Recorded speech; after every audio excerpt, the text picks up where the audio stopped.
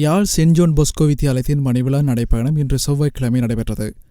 யாழ் send John Bosco வித்தியாலயத்தின் முன்பாக இன்று காலை 10 மணி அளவில் இந்த நடைப்பயணம் ஆரம்பிக்கப்பட்டது.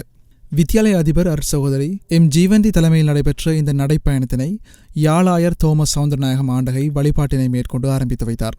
குறித்த நடைப்பயணத்தில் யாழ் சென்ட் ஜோன்ஸ் பொஸ்கோ வித்தியாலய மாணவர்கள் மற்றும் பழைய மாணவர்கள், ஆசிரியர்கள் என பலரும் கலந்து கொண்டனர். குறித்த நடைப்பயணமானது பாடசாலை சின்னத்துடன் யாழ் கோவில் வீதி வழியாக யாழ் பஸ்தீன் வீதியை சென்றடைந்து அங்கிருந்து சோமசுந்தரம் வீதி வழியாக யாழ் சென்ட் ஜோன் பொஸ்கோ வித்தியாலயத்தில் நிறைவடைந்தது. அதன் பின்னர் இடம்பெற்ற மணிவிழா நிகழ்வில் வடமாகாண முதலமைச்சர் சி.வி. விக்னேஸ்வரன் மற்றும் வடமாகாண கல்வி பண்பாட்டு அலுவல்கள் அமைச்சர் தானா குருகுலராஜா ஆகியோர் கலந்து கொண்டனர். அந்த நிகழ்வில் மாணவர்களின் கலை நிகழ்வுகள் இடம்பெற்றமையும் குறிப்பிடத்தக்கது. இன்றைய பாடசாலை சமூகத்திற்கும்